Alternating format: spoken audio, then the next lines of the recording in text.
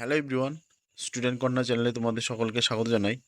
তোমরা যারা 2027 মাধ্যমিক পরীক্ষা দেবে, তোমাদের জন্য আজকে ইতিহাসের short question master class part 2 নিয়ে আলোচনা করব।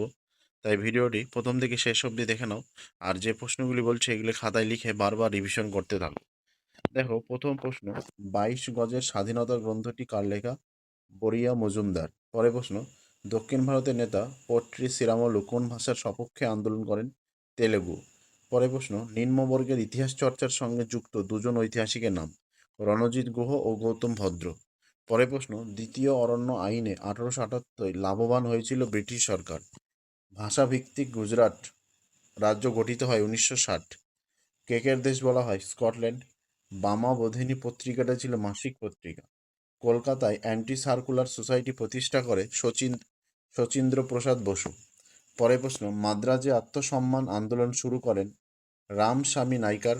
পরে প্রশ্ন, কলকাতার ঔপনিবেশিক স্থাপত্যগুলির যে কোনো একটি উল্লেখ করো। Writers building. বঙ্কিমচন্দ্র কত বছরে বঙ্গদর্শন পত্রিকা সম্পাদনা করেছিল? 4 বছর। মেকলে মিনিট প্রকাশিত হয় 1835 খ্রিস্টাব্দে। হকির জাদুকর জাদুকর বলা হয় ধ্যানচাঁদ।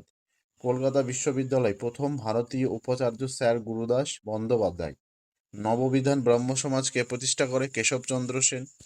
ধরতী আবা কথার অর্থ পৃথিবীর পিতা। আধুনিক ভারতে প্রথম বঙ্গচিত্র প্রকাশিত হয়েছিল অমৃতবাজার পত্রিকায়। কেশবচন্দ্র সেনকে ব্রহ্মানন্দ উপাধি দেন দেবেন্দ্রনাথ ঠাকুর। মোপলা বিদ্রোহ কোথায় হয়েছিল? 1921 সালে মালাবার উপকূলে। পরে প্রশ্ন, লাঙল পত্রিকার সম্পাদক কাজী নজরুল ইসলাম। মাতঙ্গিনী হাজরা ভারত ছাড়ো আন্দোলনে কোথায় থেকে অংশগ্রহণ করেছিল? তমলুক। দ্য মার্জিনাল ম্যান গ্রন্থটি রচয়িতা প্রফুল্ল চক্রবর্তী। গোরা উপন্যাসের লেখক রবীন্দ্রনাথ ঠাকুর।